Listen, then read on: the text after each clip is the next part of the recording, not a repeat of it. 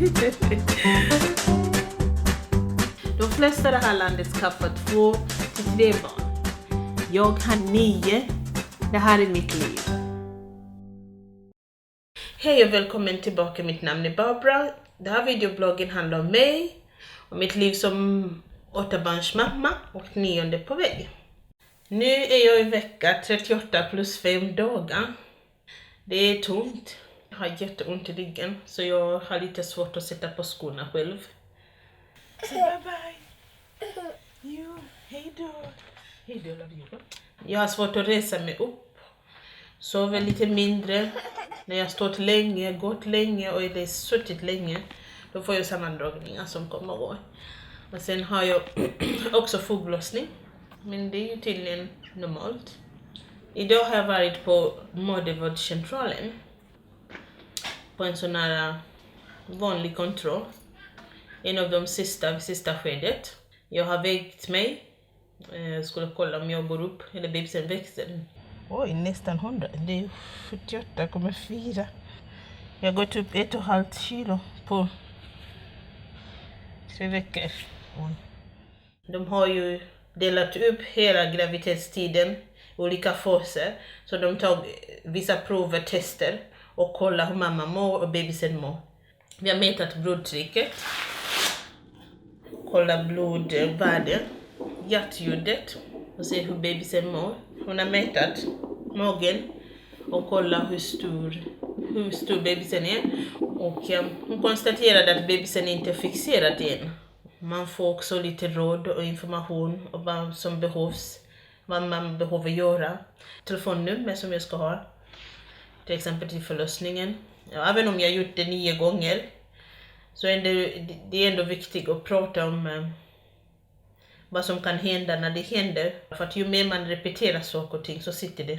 I och med att jag är född och uppvuxen i Uganda så tänker jag på hur det skulle ha varit om jag hade varit gravid i Uganda.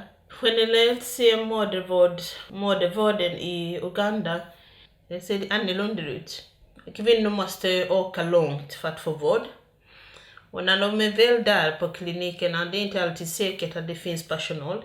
Nu pratar jag om livet på landsbygden, inte i stora städer. Där kan bilden se lite annorlunda ut. Här i Sverige finns det alltid en barnmorska som följer med hela graviditeten. Det är en och samma person. Från och med när jag skrivs in till och med när jag får barn. Och jag har tillgång till läkare ifall det är någon komplikation eller någonting. Hallå? Nalongo Nabi, how are you? Jag ringde nyss till Uganda och pratade med en kvinna som heter Nambi Robina. En mamma till tvillingar. Och hon är mamma faktiskt till 6 barn. Hon är 28 år gammal och bor i Butalango, Nakaseke district, det är på landsbygden. Hennes sista graviditet var ju med tvillingarna. Hon åkte till kliniken och kollade att hon var gravid. Men hon gick aldrig tillbaka dit tills tiden när hon skulle få barnen.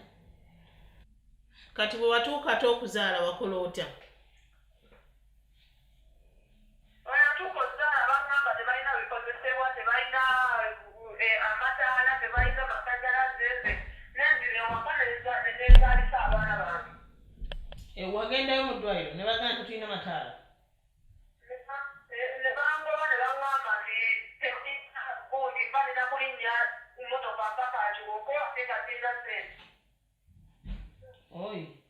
Kati olubuto lwali lukuluma? Lwali lunnuma era batuuka waka nenzaala nabazaala kiro 3. Tewalina muntu mulala kuyambako? Saakunyina. Era nayalawo nebaka nenzaala. Yes, nozaala omu. Ate nomala nozaala n'owokubiri? Ye bajja mangu kumu. Okay. Kati ate balongoosa bakola kandi yabakolako? Era nze kuba nalina mapaasi mu nju. Bwamala bazaala n'okola ki?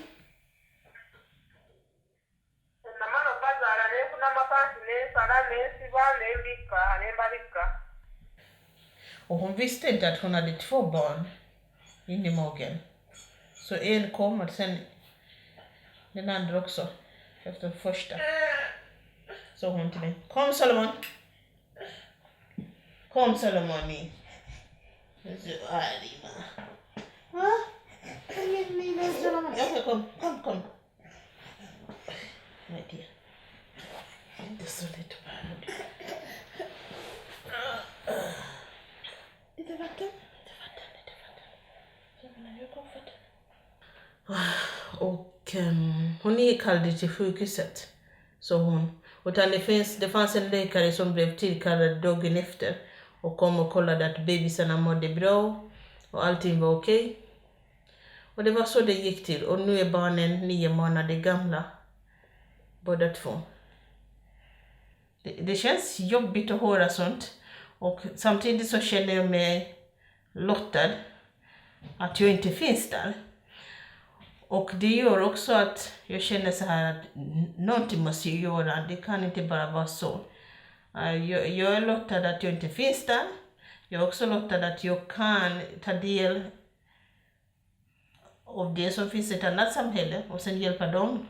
Mina landsmän som har det jobbigt. Och jag kan förstå delvis vad de går igenom. Men jag har fullständigt... Eller jag har inte det där... Jag har svårt att begripa hela det där. Att det kan vara så. Och i Uganda jag fick veta att man måste ha en sån där baby kit som det heter. Mamma kit. Jag tror det heter mamma kit. Såna saker som man behöver när man ska föda barn. Till exempel man behöver plast och skydda sjukhussängen från att bli nedsmutsad. Man behöver bomull, man behöver sax för att klippa navelsträngen. Man behöver handskar. Alla utrustningar, det behöver mamma komma med. Så det köps ju och det kostar runt 250 kronor. Såg jag. För varje kvinna. Och för en kvinna som blir en sån där bit, 250 kronor, det är jättemycket pengar. Så man inte har sånt, då kan man inte bli förlust. Om jag ska jämföra den här mammakitten i Uganda, jämför det med det man tar med sig här i Sverige, det kallas för babyväska. Och i det har man kanske lite bekväma kläder. Man kan ha amnings-BH. Man kan ha lite binder till exempel. Toalettväska med typ tandkräm och tandborster och lite kräm till sig själv. Och tofflor är viktigt att ha. Slippa gå barfot eller på marken på sjukhuset. Och sen till bebisen. Det brukar finnas blöjor på BB eller något. Men man kan ta med sig blöjor och barnkläder, bebiskläder. Tack så mycket för idag. Tack att ni har tittat in. Vi får väl hoppas att det blir ett annat avsnitt innan förlossningen. Om det inte blir så blir det själva förlossningsavsnittet. Men det känns väl som att bebisen kan dröja ett litet tag till. Så vi får nog ses igen. Tack för mig. Hej då.